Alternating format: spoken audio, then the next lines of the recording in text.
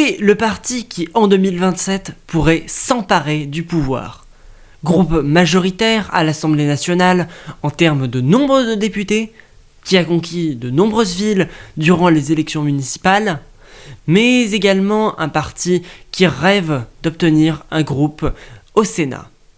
Mais c'est également un parti très controversé, par un passé très chargé et constamment rappelé par leurs opposants politiques. Les amis, aujourd'hui, nous parlons des débuts du Front National devenu le Rassemblement National.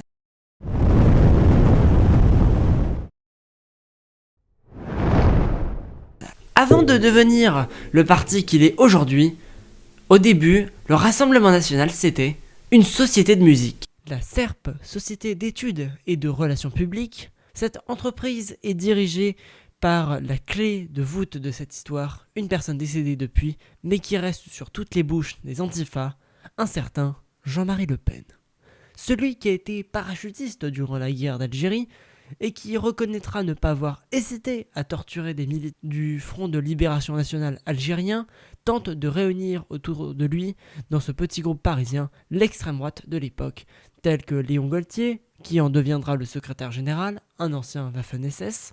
Cette société qui réédite de nombreux discours de grandes personnalités et dictateurs de leur époque est également connue pour diffuser des musiques telles que l'hymne du NSDAP, plus connu sous le nom de Parti nazi. De plus, il se rapproche de François Duprat, homme politique antisémite, président du groupuscule néofasciste Ordre Nouveau, dissous en 1973. Duprat lui expose son projet, celui de créer un parti politique, une formation beaucoup moins violente. Une formation qui deviendra le 5 octobre 1972 le Front National, sous la présidence de Jean-Marie Le Pen.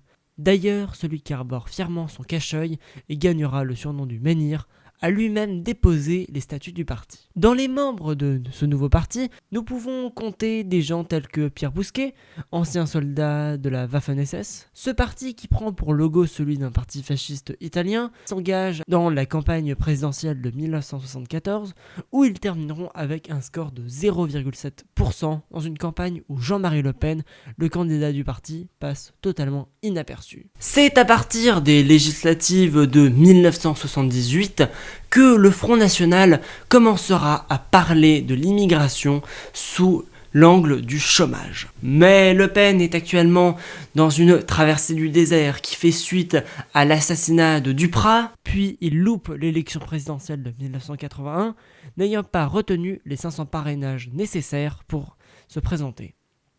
Une élection qui, pour la première fois de la Ve République, verra un socialiste arriver au pouvoir.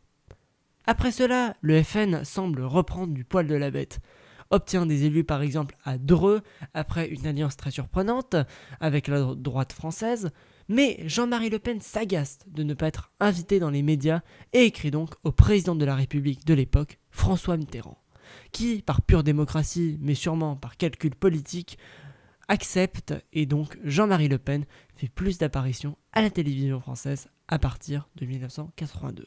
Mais aussi, et je n'en ai pas parlé plus tôt, mais durant les européennes de 1979, le Front National, Jean-Marie Le Pen compris, va s'infiltrer et faire le bordel dans une réunion publique organisée par l'UDF, le parti de Valéry Giscard d'Estaing, et surtout en présence de Simone Veil, qui était tête de liste de l'UDF à ces européennes. À la suite de ces élections, l'UDF remportera les européennes et Simone Veil deviendra la première femme et présidente du Parlement européen.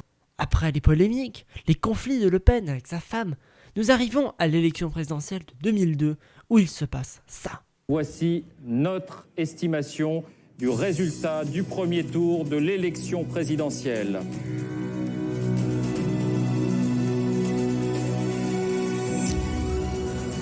Jacques Chirac, 20% des voix. Énorme surprise, Jean-Marie Le Pen semble devoir être le second avec 17%.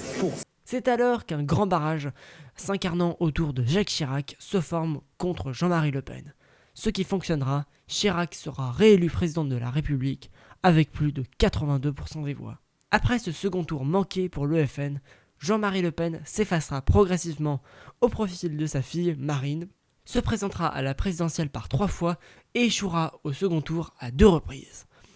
Après l'exclusion de Jean-Marie Le Pen du Front National devenu le Rassemblement National, et maintenant sous la présidence de Jordan Bardella, le RN tente de faire oublier son passé dans ce qu'on appelle la dédiabolisation.